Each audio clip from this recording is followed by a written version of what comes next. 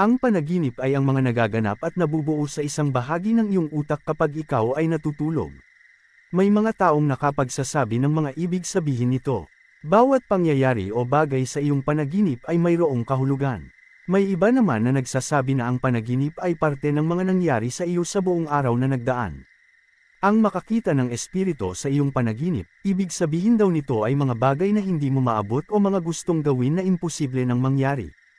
O hindi ka na masyadong nakakasabay sa buhay ng mundong ginagalawan mo. Subukan mo ding alamin kung ano ang ipinahihiwatig ng espiritu sa iyong panaginip. Dahil maaring ang ibig sabihin nito ay kailangan mo nang iwan ang mga hindi magandang gawain na sumisira sa iyo at naglalayo sa iyo sa karamihan.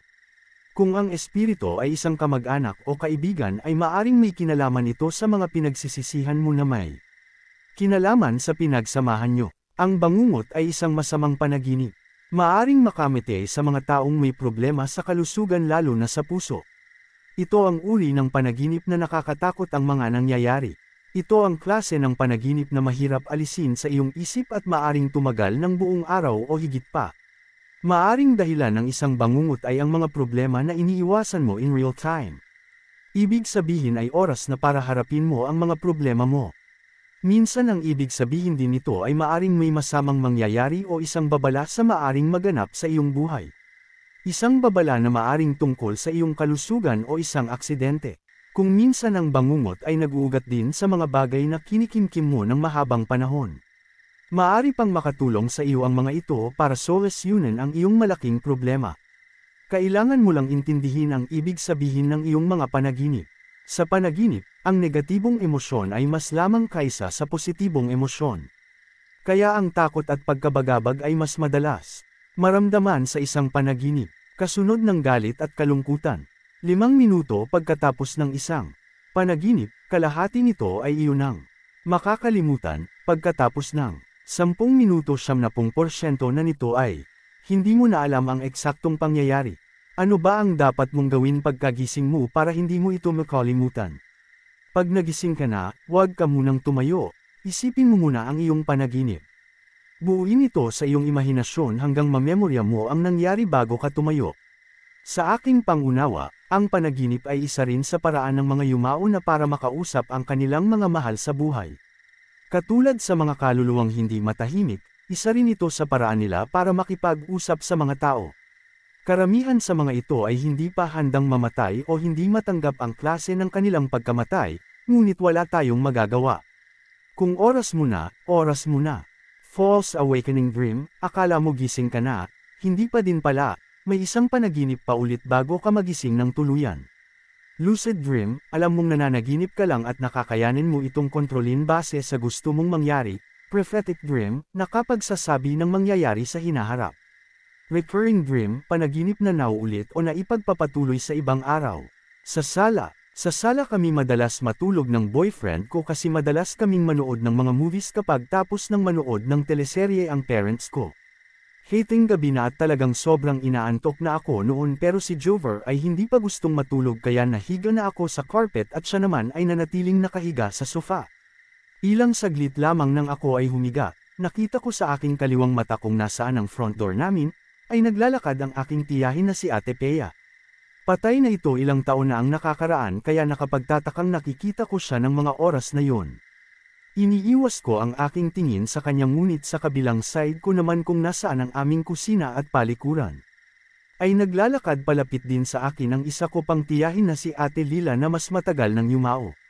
Pumikit ako saglit ngunit sa aking pagdilat nakita ko naman ang aking lola na kailan lamang namatay, sa aking yulunan kung nasaan ang aming kainan. Lahat sila ay naglalakad papalapit sa akin at unti-unting yumukod sa aking mukha. Bigla akong tinawag at tinapik ni Jover. Jane, gising, umuungol ka, tapik sa akin ni Jover. Nagising ako at nagulat sa sinabi ni Jover. 5 minuto pa lang ang nakakalipas ng ako ay mahiga pero parang napakatagal kong nakita ang mga kamag-anak kong pumanaw na. Akala ko ay sinusundo na nila ako. Sa sala part 2, nag-iisip kami isang gabi kung saang parte sa sala naman kami matutulog ni Jover. Kung hindi may daga na dadaan sa paanan namin, butiki na malalaglag galing sa bubong o ipis na lumilipad, madami kaming iniiwasan. Napili naming matulog sa may konting silong sa gilid ng dati kong kwarto kung saan natutulog ngayon ang aking mga magulang. Malalim na ang aking pagtulog ngunit naalimpungatan ako ng aking marinig ang mahinang ungol ng aking boyfriend na natutulog sa aking tabi. Hindi ko binuksan ang ilaw sa sala, sa halip ay inalag ko siya at pinilit gisingin. Sa aking pagkakaalala, kapag may lalaking binabangungot ay kailangan muna siyang subukan na gisingin at kapag gising na ay pwede nang buksan ang ilaw. Pag nauna mo daw buksan ang ilaw ay mamamatay ang binabangungot. Ngunit hindi magising si Jover sa halip ay lalo lamang lumakas ang ungol niya at lumakas ang panginginig ng kanyang katawan. Takot na takot ako habang inaalog ko siya. Umiiyak na ako habang sinisigaw ko ang kanyang pangalan. Sinubukan ko siyang sampilan, hindi pa din siya magising inulit ko ang sampal at mas malakas pa. Ngunit hindi pa din siya magising. Nanghihina ako at napayakap na lang sa kanya habang tinatawag ang Diyos para gisingin si Jover. Maya-maya ay tumigil ang kanyang pag-ungol at panginginig. Nagmulat na siya ng mga mata at napakunot noo. Bakit ka umiiyak? Tanong niya sa akin. Diyos ko po salamat. At napayakap lang ulit ako sa kanya. Makailang sandal ay ikinwento ko sa kanya kung ano ang nangyari. Maya-maya ay nagbukas na din ng pinto ng kwarto ang pinsan kong buntis na si Jules. Nakitulog siya sa bahay dahil inaaswang daw siya doon sa bahay nila, at bumaba na din ang kapatid ko na si Onan. Narinig ko ang sigaw mo Jane kaya ako bumaba, sabi ni Onan. Ako din pero hindi ako lumabas agad. Anong nangyari? Sabi naman ni Jules. Sinabi ko sa kanila kung ano ang nangyari. Ako, hindi kaya. Nagising nga ako kasi sigaw ka ng sigaw eh. Sabi ni Jover habang nainom ng tubig na inabot ko. Nananaginip ka kanina. Ikwento mo nga kung ano yon. Napilitan siyang magkwento dahil naghihintay din ang pinsan at kapatid ko. Natutulog daw tayo ganitong pwesto pa din parang totoong nangyayari. May isang babae dyan sa dulo ng sofa na nakatitig sa atin tapos paikot-ikot siya sa paligid nating dalawa tapos palapit siya ng palapit kada ikot niya sa tin. Natakot ka at sumigaw tapos nagising ako. Hindi na ulit kami natulog pagkatapos noon, pamamaalam. Nakita ni Jules ang nanay ng isa sa mga kaibigan namin sa taas ng bahay ng aming lola. Bumaba ito at nilapitan siya para iabot ang isang sulat. Kasalukuyan siyang nakatayo noon sa may kalsada sa tapat ng kanilang bahay. Wala naman itong sinabi, iniabot lang ang sulat sa kanya at umalis na. Kahit nagtataka ay wala na siyang sinabi at tinagap na lamang ang sulat. Bigla na lamang siyang nagising, panaginip lang pala. Sa isip niya, ano kaya ang ibig sabihin noon?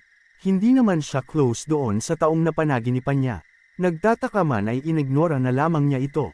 Nang makalabas na siya ng kanilang bahay ay napag-alaman niya na patay na pala ang taong iyon. Nang gabi ring iyon na ito ay makita niya sa kanyang panaginip. Isang gabi, matutulog na siya nang makita niya ang aming lola. Diretso lang ito ng lakad palapit sa kinahihigaan niya at walang ano-ano ay nahiga ito sa kanya mismo. Parang nasa loob ng katawan niya ang aming lola. Bigla na lamang siyang nagising pagkatapos noon, hindi naman nagtagal ng makarinig din siya ng ingay sa labas ng bahay. Patay na ang aming lola. Weird no? Isa lang ba iyong pamamaalam? Panaginip lang. Si Jover noon ay pauwi na ng bahay nila pero naisip niya na masyado ng late para umuwi kaya nagdesisyon siya na makitulog na lang sa bahay ng isang kaibigan. Pumayag naman si Boy na matulog siya doon. Halos karamihan sa kanilang mga kaibigan ay doon na natulog sa bahay kaya sa sofa na lamang silang dalawa natulog. Komportable naman ang higa ni Jover pero nagising siya nang mapansin na para siyang umaangat. Pagdilat niya ay nasa harap niya na ang bubong. Lumingon siya sa baba at nakita niya ang katawan niya na natutulog sa sofa. Hindi niya napigilan ang mapasigaw. Pagkatapos noon ay para siyang bumagsak pabalik sa kanyang katawan at tuluyang nagising. Napatingin sila sa oras dahil nagising din si Boy sa sigaw niya, 3 a.m. Pre, anong problema? Bakit ka sumigaw? Tanong ni Boy sa kanya. Wala pre, panaginip lang. Panaginip lang. Bagong kaibigan. May kausap si Morris na babae sa sala ng aming bahay. Masaya ang lahat na nagkukwentuhan doon.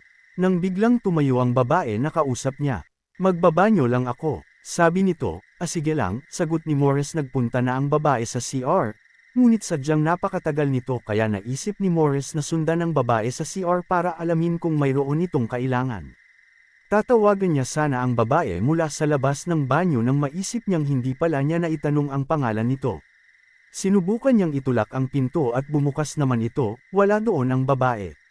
Sa halip ay isa pang pinto ang nakita niya sa kabilang side ng banyo, diretso sa labas ng bahay. Nagtataka man ay inignora na lamang niya ito at umuwi na lamang siya ng bahay. Nasa kabilang tabi lang naman ang kanilang bahay, nang siya ay matigilan. Nakita niya ang babae sa gilid ng kanilang bahay at nakangiti sa kanya. Uy, ang tagal nating nag-usap pero hindi ko pala naitanong man lang ang pangalan mo. Tama, ako nga pala si Steph. Natigilan si Morris nang bigla niyang maalala ang pangalang Stephanie Baldosa, ang babaeng nagpapakita sa akin sa aming bahay. At bigla na siyang nagising. Panaginip lang pala, so kaya pala may pinto palabas ng bahay dun sa loob ng banyo. Weird kasi ang mga panaginip minsan. Pero mas weird na nasa panginip niya ang babaeng laging laman ng bangungot ko. Amulet o anting-anting. Ito ay galing sa salitang Malay na ang ibig sabihin ay nakasabit na kalaylay. Gawa ito sa iba't ibang klase ng metal at pinaniniwalaan na nagbibigay ito ng lakas o kapangyarihang pisikal, mental at espiritual sa sinumang nagmamay-ari dito. May mga orasayon na ginagawa sa bawat klase ng anting-anting para manatili ang kapangyarihan nito at mapanatili itong sagrado.